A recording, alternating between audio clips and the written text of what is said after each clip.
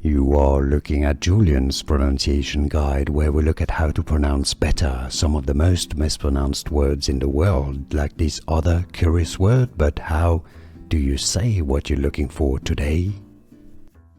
Word pronunciation in English. To learn more vocabulary, stay tuned. We've got tons more. I'll link to them at the end of the video. French pronunciation, violation, but in English, the pronunciation is as violation, not V-O, violation. No T sound here. Stress on the second syllable, violation. Both British and American English pronunciations are similar.